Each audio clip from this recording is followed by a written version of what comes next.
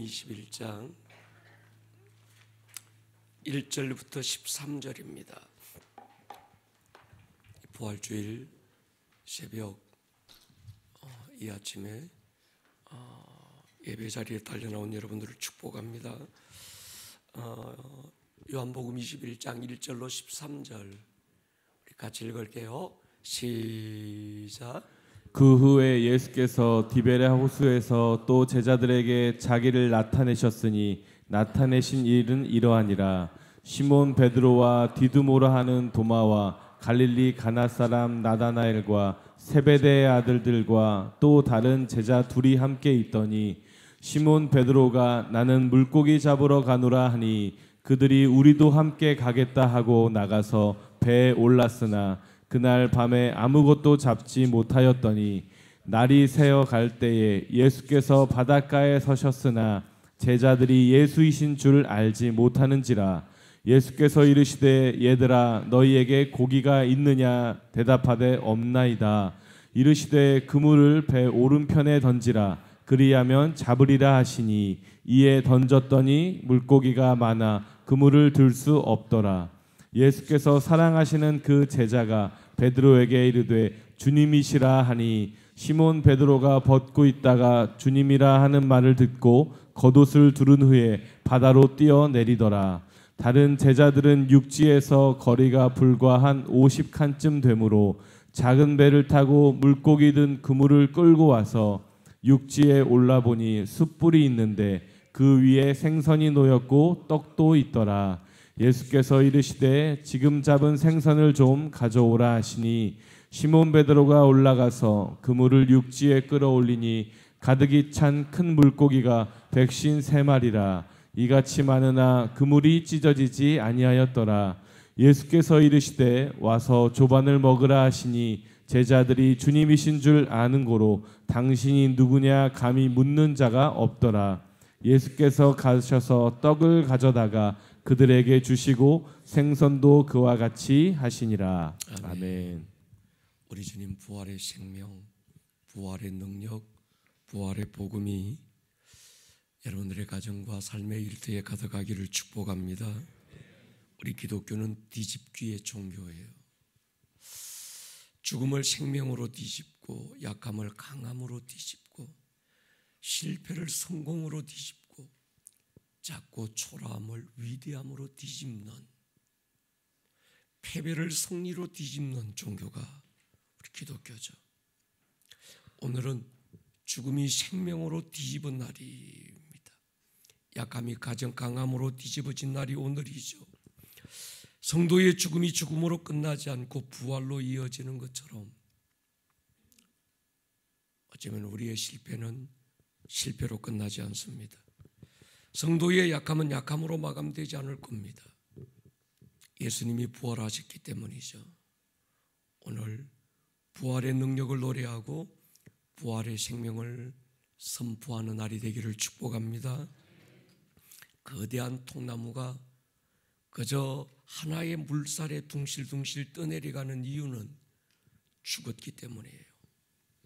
살아있는 작은 생명 하나는 흐르는 물을 그슬로 올라갈 수 있습니다. 진리로 사는 성도, 부활의 능력으로 사는 성도는 절망을 거슬러 올라가고 죽음을 거슬러 올라가고 우리의 모든 슬픔과 낙심을 거슬러 올라가고 세상의 순리를 뒤집을 수 있습니다. 불행을 행복으로, 불가능을 기적으로, 지옥을 천국으로, 죽음을 생명으로 뒤집는 힘, 바로 부활의 능력을 가진 성도들에게 있는 거죠. 바울은 그리스도인을 이렇게 정리했습니다. 우리는 속이는 자 같으나 참되고 무명한 자 같으나 유명한 자고 죽은 자 같으나 보라 우리가 살아있고 징계를 받는 자 같으나 죽임을 당하지 아니하고 근심하는 자 같으나 항상 기뻐하고 가난한 자 같으나 많은 사람을 부유하게 하고 아무것도 없는 자 같으나 뭐죠? 모든 것을 가진 자로다. 저와 여러분들인 줄 믿습니다. 성도의 산 소망은 부활입니다. 세상에 많은 종교가 있지만 부활을 말하는 종교도 없고 부활을 이야기할 수 있는 종교도 없습니다. 그들은 참선을 이야기할 수는 있고 인내와 심도 깊은 윤리는 깨우칠 수 있는지 모르겠지만 그들이 한 가지 흉내조차 낼 수 없는 하나는 부활이죠. 부활을 말할 수 있기 위해서는 한 가지 전제가 되어야 됩니다. 창조주라야 가능해요. 창조주라야 구원을 이야기할 수 있습니다. 구원주라야 부활을 말할 수 있습니다. 부활의 주라야 심판주가 될 수 있습니다. 그가 창조주가 아니라면 그는 피조물인 거지요. 피조물이 어떻게 구원주가 되며 피조물이 어떻게 심판주가 될 수 있을까요? 세상의 종교가 구원을 말하기는 하지만 가당치 않는 것이 그들 중 누구도 창조주가 아니기 때문입니다. 그들 중 누구도 죽음을 이긴 자가 없기 때문입니다. 그들이 자랑하는 건 무덤의 크기예요. 공자의 무덤의 크기가 이만큼, 석가의 무덤의 크기가 이 정도 된다. 무덤의 크기를 자랑할 수 있을지는 모르지만 빈 무덤을 자랑할 수는 없습니다.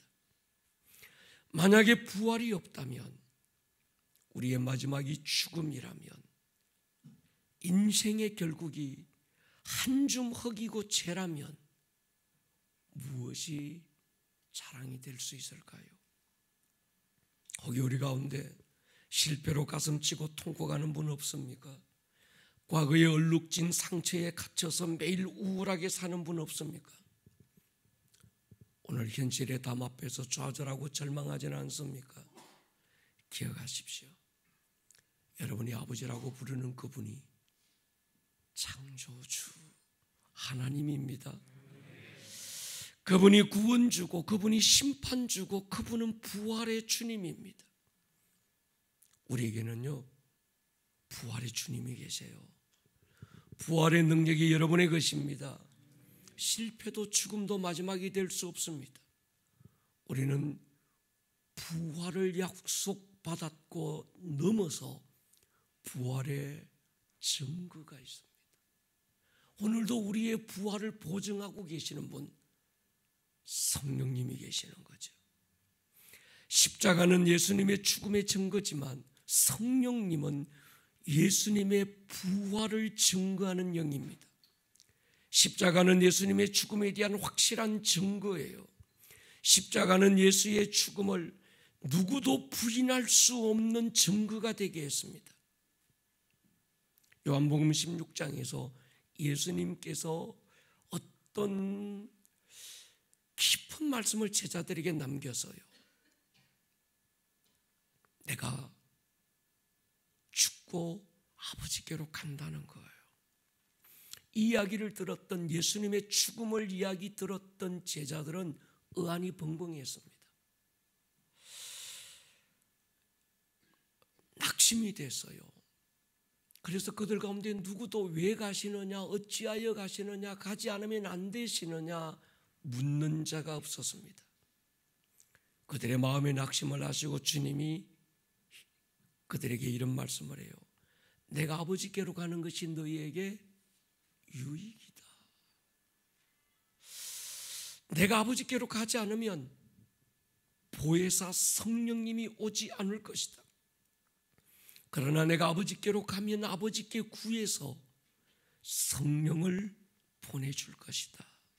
성령이 오시면 너희를 진리 가운데로 인도하실 것이고 내가 너희에게 전한 말이 기억나고 생각나게 하실 것이고 무엇보다 너희가 내 부활의 증인이 될 것이다. 이렇게 약속하신 대로 예수님이 죽으시고 부활하신 다음 40일 후에 하늘로 가셔서요, 하늘로 가시는 모습을 직접 현장에서 목격한 사람이 500여 명이 있었습니다. 너희는 예루살렘을 떠나지 말고 아버지의 약속하신 성령을 기다리라. 성령이 너희에게 임하시면 너희가 권능을 받고 내 증인이 될 것이다. 오순절에 모였던 120명의 성도들에게 성령이 임하셨습니다. 그들은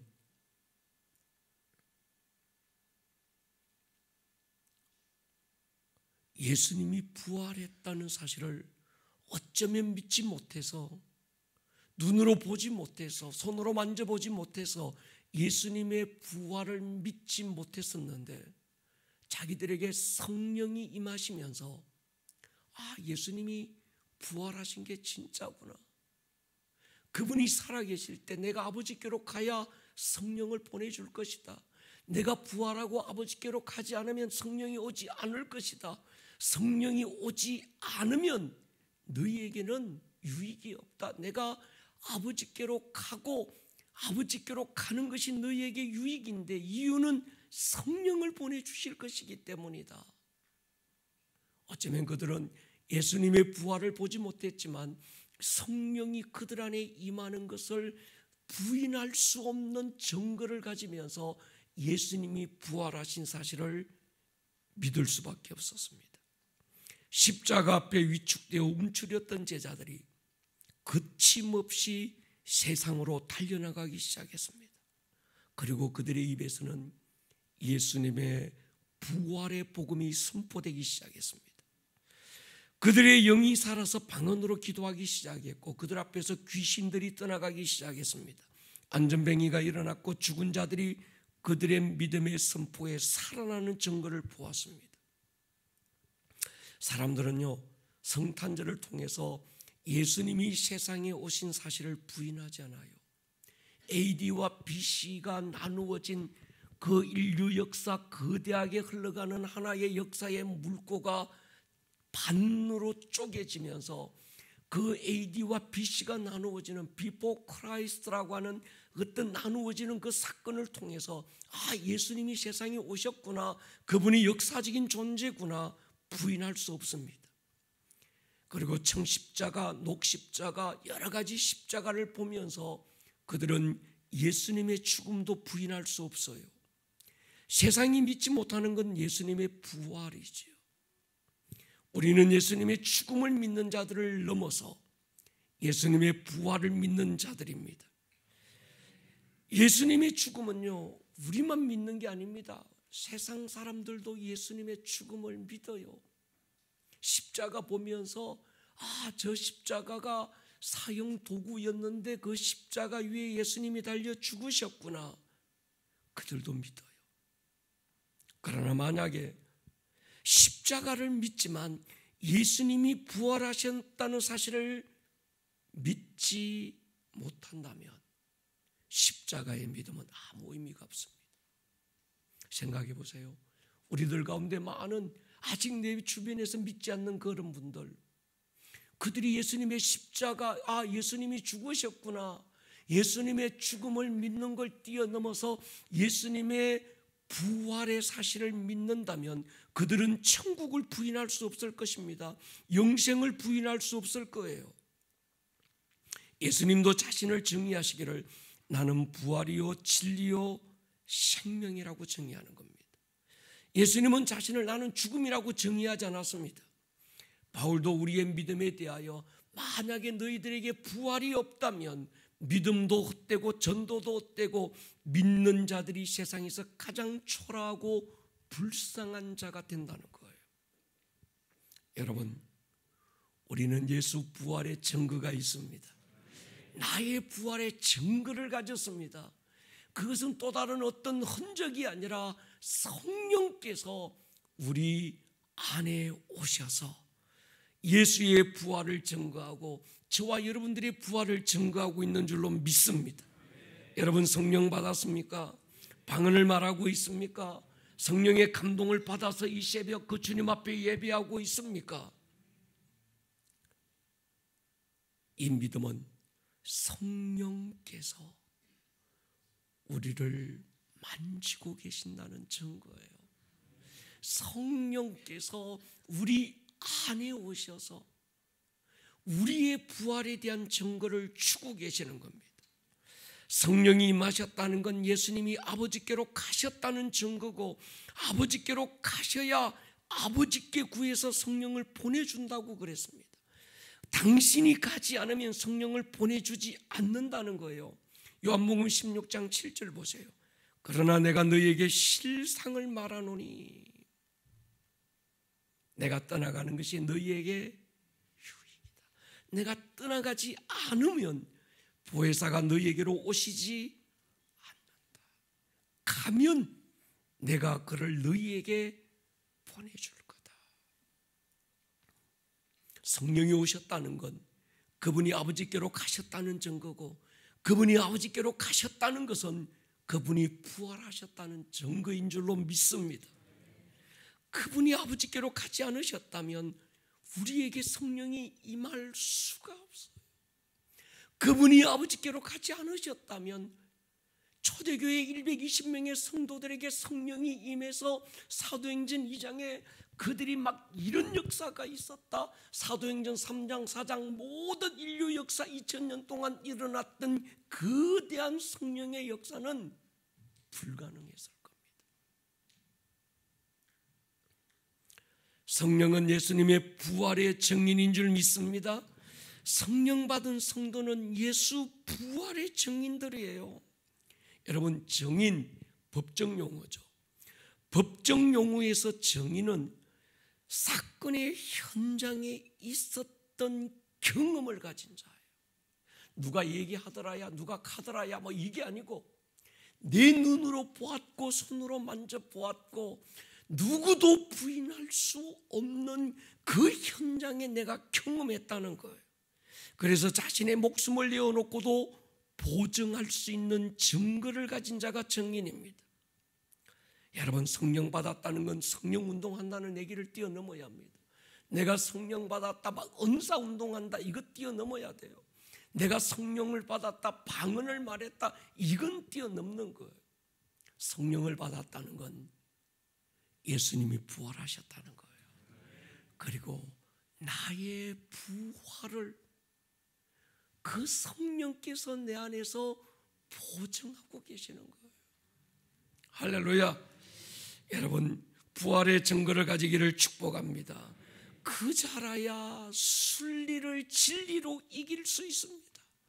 그 자라야 실패를 뒤집고 불가능을 뒤집는 거예요.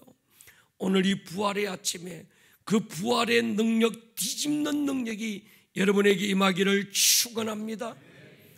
예수님이 무덤에 계셨던 사흘 동안 십자가에서 죽으셨다는 슬픈 소식이 유대를 넘고 예루살렘을 넘고 온 갈릴리에 퍼져나가고 있었습니다. 그러나 사흘 후 뒤집기의 날 주일의 아침 오늘에 예수님의 무덤을 찾아갔던 몇 여인들의 입을 통해서 예수님이 부활하셨다는 소식이 죽음의 절망을 밀어내고 예루살렘 온 유대 갈릴리에 퍼져나가고 있었습니다. 몇 여인들이 새벽 이른 시간에 예수님의 무덤을 찾아갔을 때 무덤 문은 열려 있었어요. 지난번 이스라엘을 갔을 때 그 가던 이름이 뭔지 모르겠어요. 제가 또 잊어버렸어요. 툼인가? 예, 툼 가던, 그게 예수님의 무덤으로 추정되는 어떤 그 무덤을 보았는데 그 앞에 그 돌이, 야, 저는 그냥 뭐 조그마한 돌인 줄 알았어요. 제 키보다 훨씬, 그러니까 지름이 제 키보다 훨씬 컸어요. 한 2m, 한 2.5m 되는 지름의 어떤 그 둥근 그 돌 무덤 앞에 딱 이걸 굴러낸다, 이건 불가능한 거였습니다. 몇 여인들이 이른 새벽 시간 예수님의 무덤을 찾아갔고 돌 무덤은 열려 있었고 시신을 쌌던 세마포는 잘 개켜져 있었고 어디에도 주님이 보이지 않았습니다. 처음에는 누가 주님의 시신을 훔쳐갔을 거라 생각하고 낙심과 비통에 빠져 울고 있을 때 천사가 마리아를 불러요. 여자야, 마리아야. 여러분, 언제나 그렇습니다. 게임은 이미 승리로 끝났고 승리의 축제가 한참 벌어지고 있는데도 승리의 소식을 알지 못해서 패배의 그늘에서 슬피 울고 있는 사람들이 있는 거예요. 여러분, 예수님 부활하셨습니다. 이미 승리의 팡파레가 울려 퍼진 지 오래입니다. 하늘에서는 승리의 축제가 벌어지고 있고 앞서간 믿음의 선배들과 천사들이 어깨동무하고 어우러져서 한마당 축제를 벌인 지가 오래됐습니다.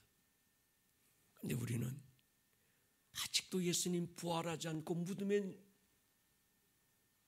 누워있는 자처럼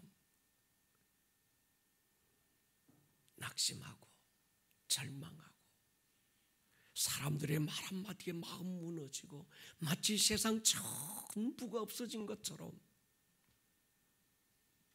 여러분, 예수님은 무덤에 갇혀 계시지 않고 부활하신 줄 믿습니까?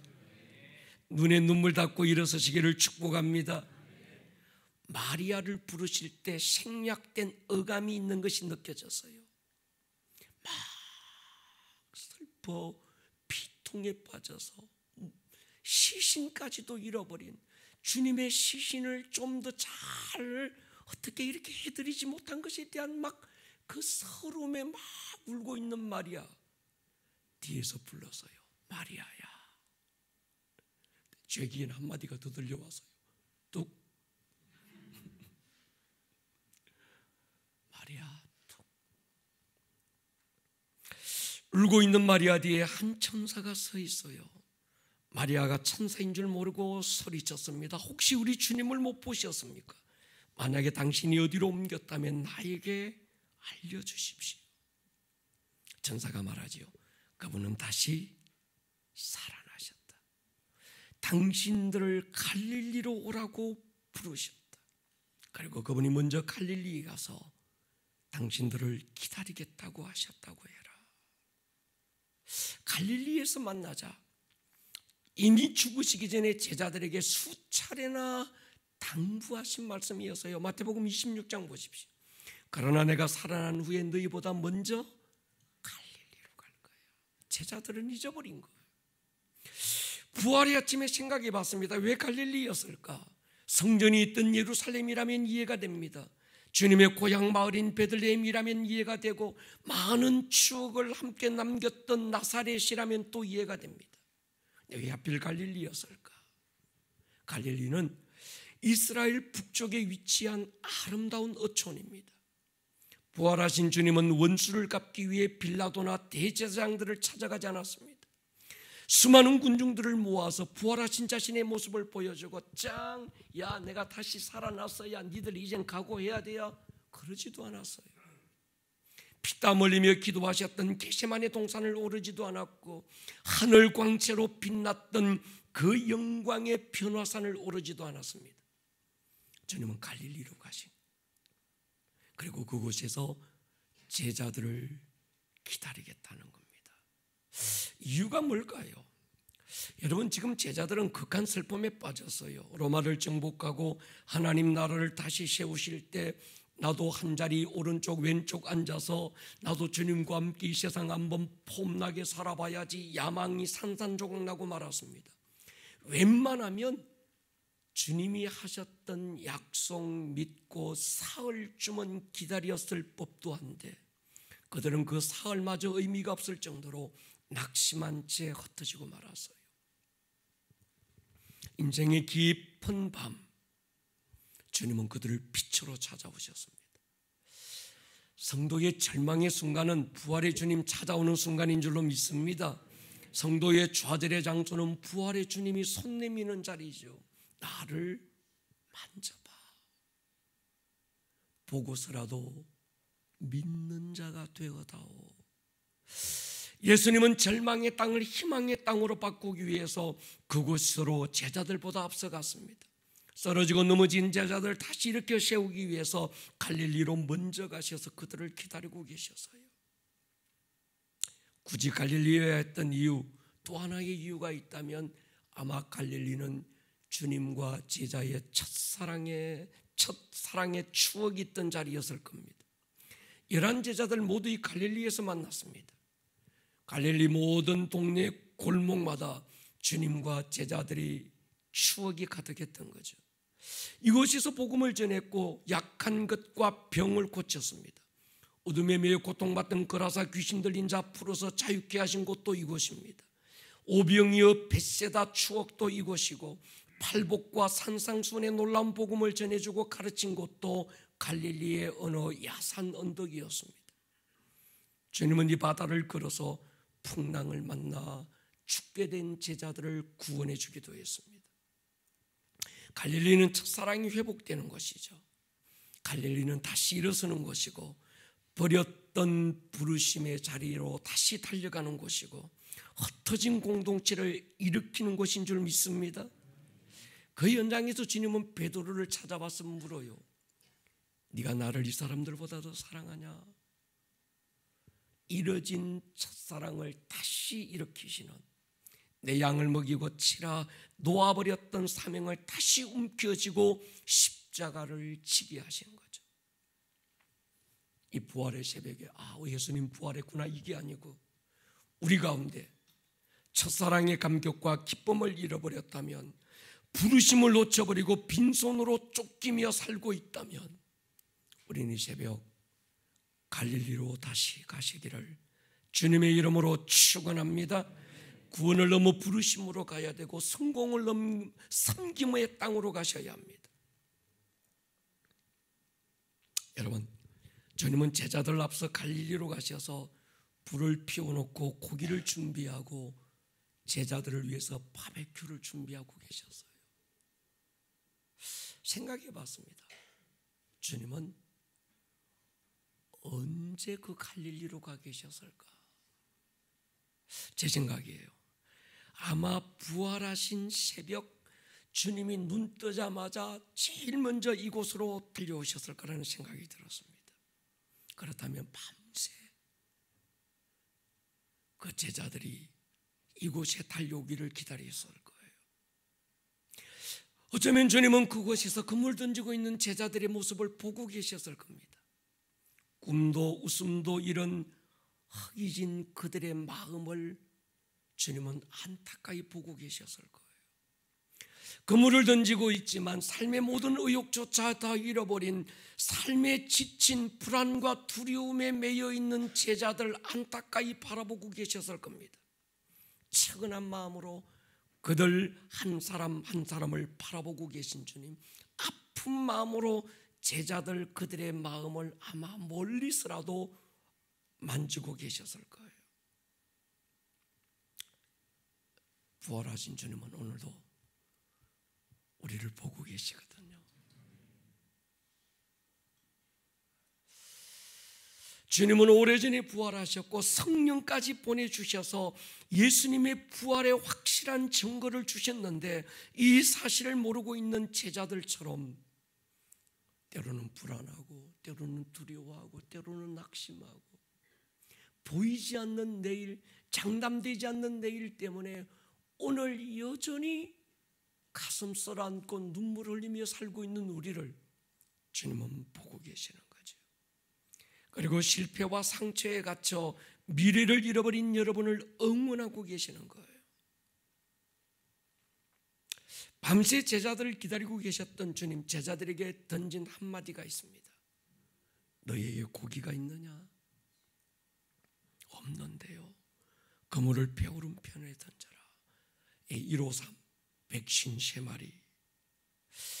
요즘처럼 무슨 대형 배가 있는 것도 아니고 큰 그물이 있는 것도 아니고, 여러분 갈릴리에 가보시면 예수님 당시에 그 갈릴리였던 그 고고학자들이 그 배를 하나 그 땅에서 파냈는데, 보니까 예수님 당시 2000년 전 그 갈릴리에서 고기 잡던 배를 하나 발견하고 그걸 그대로 복원해 놓은 게 있어요. 조그만해요.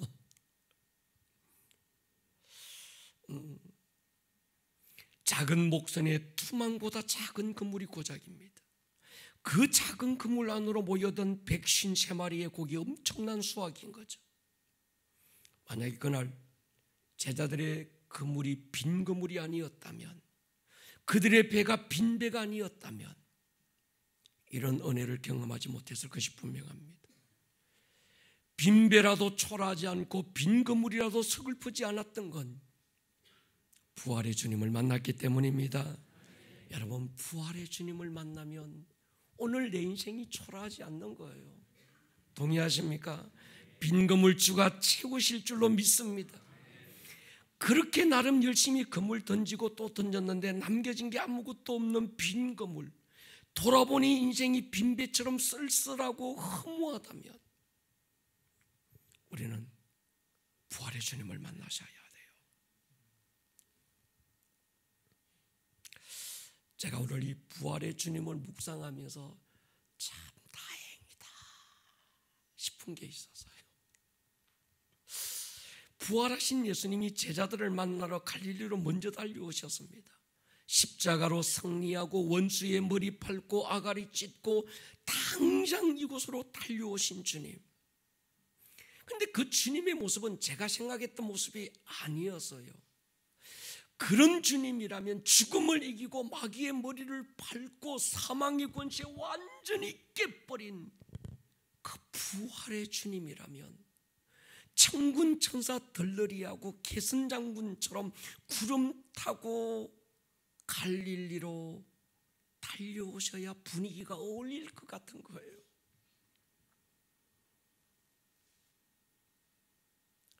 생각해 보세요. 그분은 부활하신 영의 몸을 입었습니다. 신령한 몸을 입고 계신 거예요. 더 이상 어린 아기로 태어날 이유도 없었어요. 더 이상 약한 모습을 인간에게 보여줄 이유도 없었습니다. 육체를 옛날 아기의 모습으로 육체를 입고 오셔야 됐던 이유는 십자가였던 거거든요. 피 흘릴 수 있는 조건을 가져야 됐던 거거든요. 피 흘려야 우리의 죄를 사할 수 있었던 거거든요. 근데 이젠 그분은 보세요. 피 흘릴 이유가 없어요. 이미 완성했습니다. 십자가로 다 이루었다. 그리고 그분은 부활하신 영의 모습으로 지금 다시 일어나신 거예요. 그런 주님이라면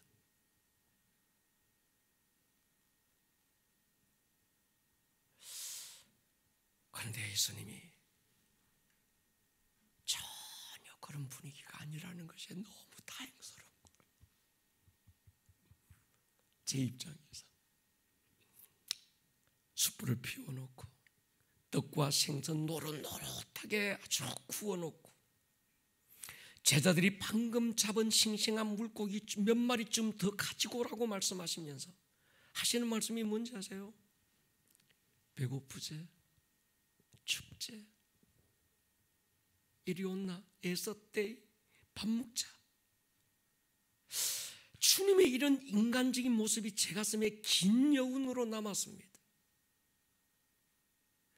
가까이 하기에 먼 당신이 아닌 게 감사한 거예요. 주님은 제자들의 빈배를 하세요. 고기가 있니? 부활하신 주님께 이게 지금 뭐가 대단하겠어요? 근데 주님은 고기 있니? 없는데요. 또 고기 몰아주세요. 얘들아 이리 와봐. 니들 아무것도 못 잡았다는 거 내가 다 알아야. 내 그럴 줄 알아서 싸가지 없는 것들 우리 다시 기도하자. 회개할 거 회개하고 금식하고 한번 지금이라도 아주 주님 앞에 죽었다 생각하고 엎드려서 빡세게 한번 해보자. 안 이러시는 게 감사한 거예요. 그래야 맞잖아요. 주님 부인하고 돌아서고 그렇게 주님 말씀하셨는데도 다 잊어버리고 여전히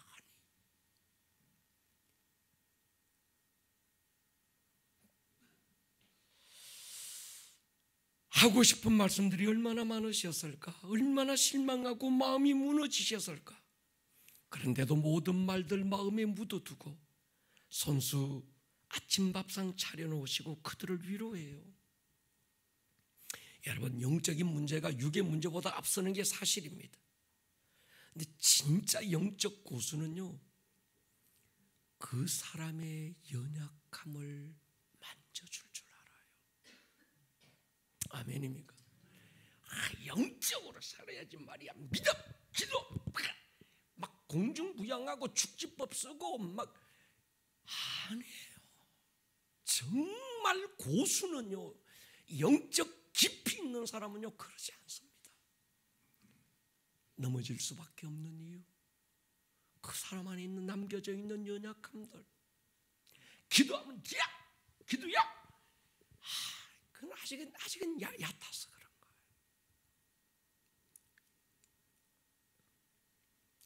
부활주일, 주님이 새벽에 여러분을 찾아오셨다면 뭘 말씀하실 것 같아요? 너 요즘 왜 성경 안 읽냐? 그것도 좀 못 읽어주냐? 책망하진 않으실 것 같아요. 믿음 왜 그따오냐? 그것밖에 안 되냐? 이러지도 않으실 것 같은 거예요. 고기가 있니? 없는데요. 깊은 곳에 가서 그물 던져봐라. 춥지? 배고프지? 피곤하지? 하루를 살아내기가 참 힘들지? 그래도 살아보자. 내가 부활했지 않냐? 아멘입니까? 머리를 한번 숙여보십시다. 여러분, 부활의 주님이 갈릴리에서 제자들을 기다렸다는 게 얼마나 다행스러운지 모릅니다. 부활의 그 주님이 제자들보다 앞서가셔서 그들을 기다리고 계시고 밤새 그물 던지고 있는 제자들의 모습을 보고 계셨다는 게 감사한 거예요. 꿈도 부르심도 열정도 다 잃어버리고 싸늘하게 식어있는 그 가슴 안타까이 바라보고 계시면서 멀리서 또 응원하시고 숯불 구워놓고 바베큐 준비해놓고 우리의 연약함을 아시고 만져주시는 그 주님, 오늘 이 새벽에 동일하게 여러분의 주님으로 만날 수 있기를 주님의 이름으로 축원합니다. 우리 자리에서 한번 일어설까요?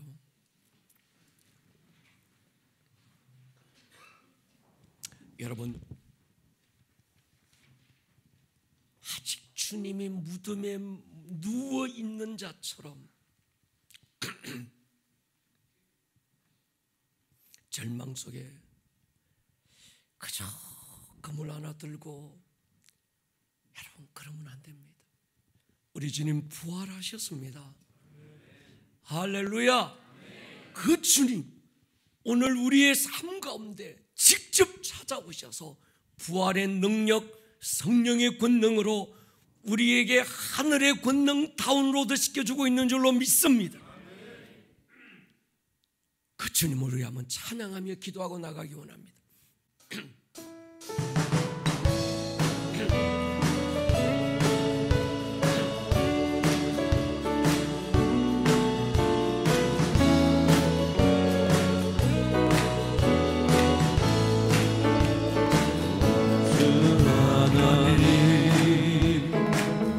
독생자 예수 날 위하여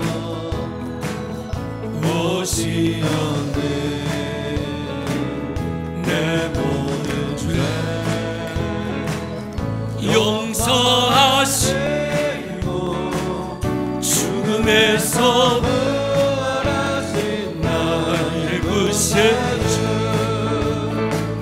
살아계신 주 나의 참된 소망 걱정 근심 전혀 없네. 사랑의 주내 발길 인도하니 내 모든 삶의 기쁨 널 충만하네. 안에서 거듭난 생명 도우시는 주의 사랑 참 기쁨과 마신 가지고 예수님의 도심을 믿으며 사니 할렐루야. 살아계신 주님, 나의 참된 소망 걱정 근심 전혀 없네. 사랑의 주내 갈 길 인도하니 내 모든 삶의 기쁨 널 충만하네. 그 언젠가 주 뵐 때까지 주를 위해 싸우리라. 승리의 길 멀고 매도 주님께서 나의 앞길 지켜주시리. 아멘. 살아계신 주 나의 참된 소망 걱정 근심 전혀 없네. 사랑의 주내 갈 길 인도하니 내 모든 삶의 기쁨 널 충만하네. 내 모든 삶의 기쁨 널 충만하네. 내 모든 삶의 기쁨 널 충만하네. 가슴에 한번 손을 얹습니다. 예수님 부활하셨고 내게 더 큰 하늘의 유익 주기 위해서 성령을 우리에게 보내주셨습니다. 우리 그 성령으로 매일을 예수 부활의 정인으로,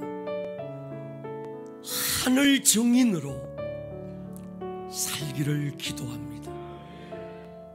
제자들의 빈 그물에 153마리의 물고기 채워주셨지만 그보다 하늘의 소망 채워주신 주님, 우리의 삶에도 빈 그물이 채워지고 하늘 소망 가득 채워지는 인생을 살 수 있도록 은혜 부어 주십시오. 지금은 우리 주 예수 그리스도 크신 은혜, 다음 없는 내 하나님 아버지 사랑, 성령님의 권능이 부활의 새벽 그 주님 만나기 위하여 이곳 갈릴리로 달려온 사랑하는 교우들 위해, 저들의 가정과 일터 위에 지금으로부터 영원토록 함께 있을지어다. 아멘. 아멘. 오늘 들었던 이 말씀이 듣는 말씀에서 끝나지 않고 여러분들의 삶에 살아내는 말씀으로 생명력 있는 말씀이 될 수 있기를 주님의 이름으로 다시 한번 축복합니다. 온 하늘